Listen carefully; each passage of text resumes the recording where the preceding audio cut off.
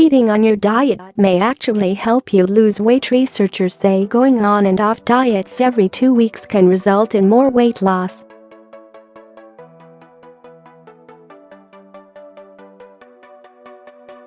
The reason may be related to your body's famine reaction. Everyone has a trick or dieting tip that helped them shed 5, 15, or even 55 pounds.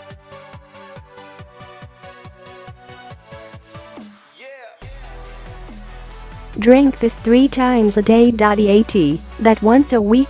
Take this daily. As strict diets such as the keto diet and intermittent fasting are gaining steam, it seems there's nothing most Americans won't do to drop a few pounds.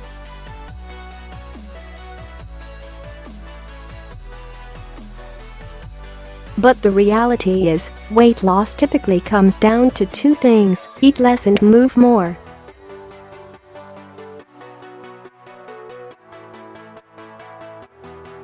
Now, a study published in the International Journal of Obesity says the eat less portion of the weight loss equation may need a little adjustment.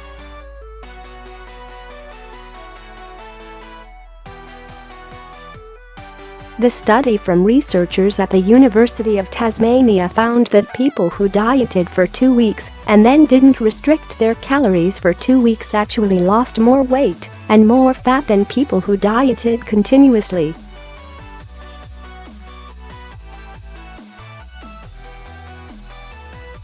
For the study, 51 obese men were assigned to one of 2 groups. The first group cut calories by 1/3 for 16 weeks.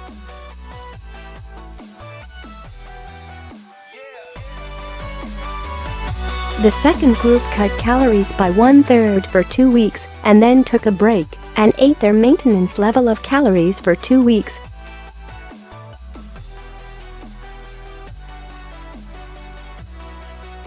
They repeated these cheat breaks for the full 16 weeks of the study. At the end of the study, the men who took the break from their diets lost about 50% more weight than the men in the other group.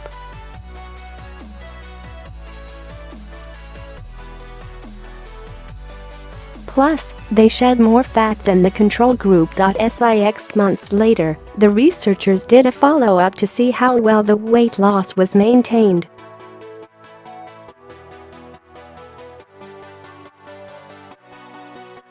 Both groups regained some weight, but the men who used breaks during their diet were still on average 18 pounds lighter than men in the control group.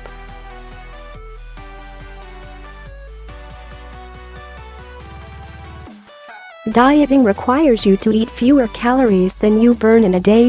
With the calorie deficit, your body must use fuel, stored fat, to keep your energy up.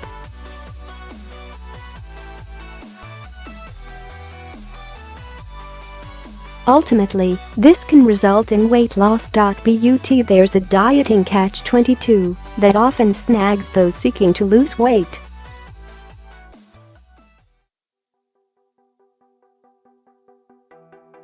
When you restrict calories, your appetite actually increases.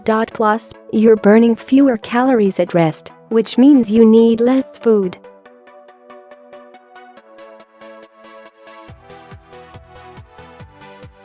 This famine reaction results in a weight loss plateau, or even a gain for many people.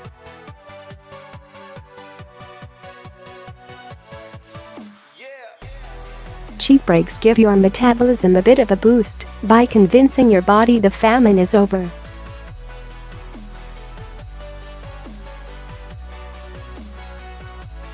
Your metabolism increases, and you're able to break through the stalled weight loss.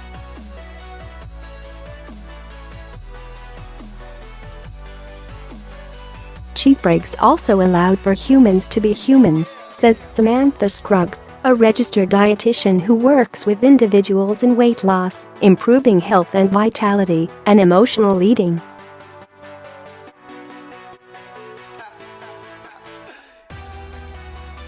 I think this diet fits into a real and busy lifestyle that most of us live, Scruggs told Healthline.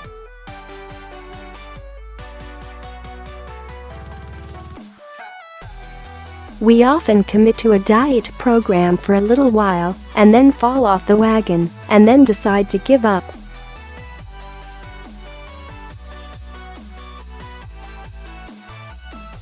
If that sounds like you, this study gives a lot of hope that once you fall off, you can get back on and continue your diet and actually potentially lose more weight doing it that way due to avoiding the dreaded drop in metabolism and plateau that occurs for so many and also causes such a loss of motivation.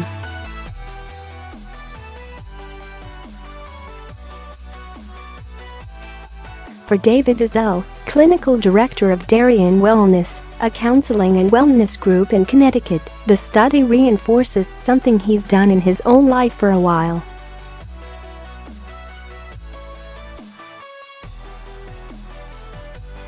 Ezell uses periods of feeding up and then feeding down, which echoes the same techniques this new study used.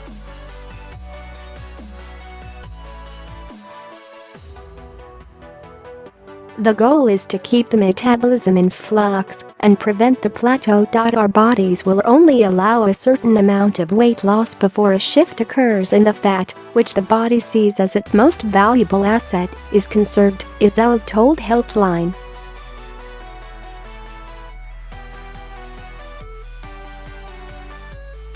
Healthy weight loss, the loss of body fat, slows to a crawl. This plateauing is a key survival mechanism on the Serengeti, but not so helpful in the suburbs of the USA.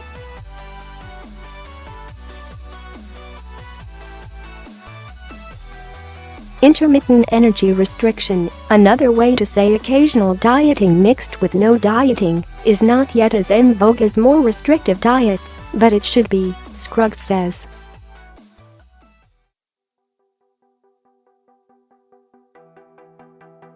Intermittent fasting is where you fast for 12 to 18 hours and then eat, usually without much if any restriction, for the other 6 to 12 hours over the day, Scruggs says.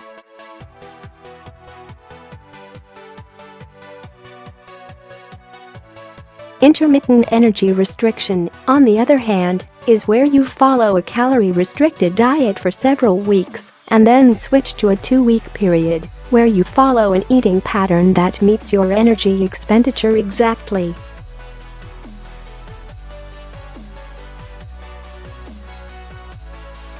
Theoretically, Scruggs says, this latter 2-week period wouldn't produce any weight loss, but would help you maintain your weight.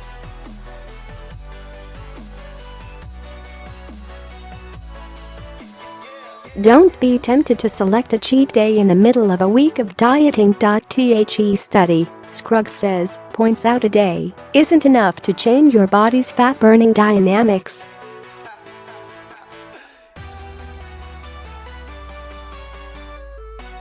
Cheat days may not allow for the time to reset your body's metabolism that the full 2-week period of isocaloric intake would, she explained.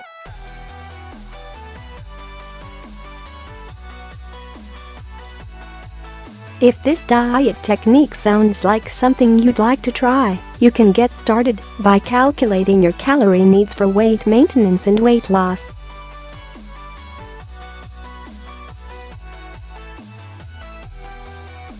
Online tools are available, or you can meet with a registered dietitian who can help you create a plan specific to your goals.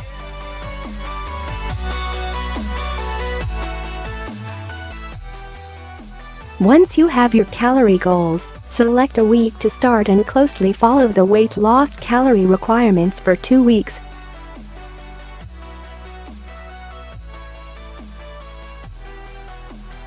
At the end of that period, try 2 weeks at your weight maintenance calorie level.